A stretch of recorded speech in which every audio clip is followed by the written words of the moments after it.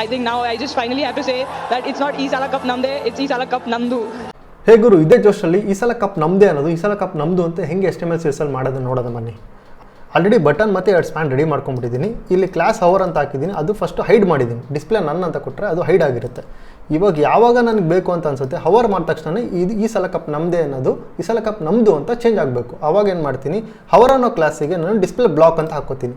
ಆ ಬ್ಲಾಕ್ ಅಂತ ಹಾಕೊಂಡ್ರೆ ಏನಾಗುತ್ತೆ, HTML ಎಲಿಮೆಂಟಿಗೆ ಹೇಳ್ತಾ ಇದ್ದೀವಿ ಇದನ್ನು ತೋರಿಸು ಅಂತ.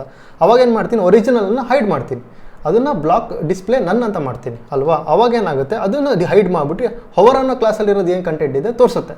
ಅದೇ ಈ ಸಲ ಕಪ್ ನಮ್ಮದು ಅಂತ. ಅದೇ ನಿಮಗಿಲ್ಲಿ ರಿಸಲ್ಟ್ ಕಾಣ್ತಾ ಇರೋದು. ಹವರ್ ಮಾಡಿದ ತಕ್ಷಣ ಈ ಸಲ ಕಪ್ ನಮ್ಮದು ಅಂತ ಬರ್ತಾ ಇದೆ. ಇದೇ ಥರ ಇಮೇಜ್ಗೆ ಹವರ್ ಮಾಡಿದ ತಕ್ಷಣ ಇಮೇಜ್ ಚೇಂಜ್ ಆಗ್ತಾ ಇದೆ ಅಲ್ವಾ. ಇದೇ ಥರ ಬೇರೆ ಬೇರೆ ಇಂಪ್ಲಿಮೆಂಟೇಷನ್ ನಿಮ್ಮ ಪ್ರಾಜೆಕ್ಟಲ್ಲಿ ಮಾಡ್ಕೋಬೋದು.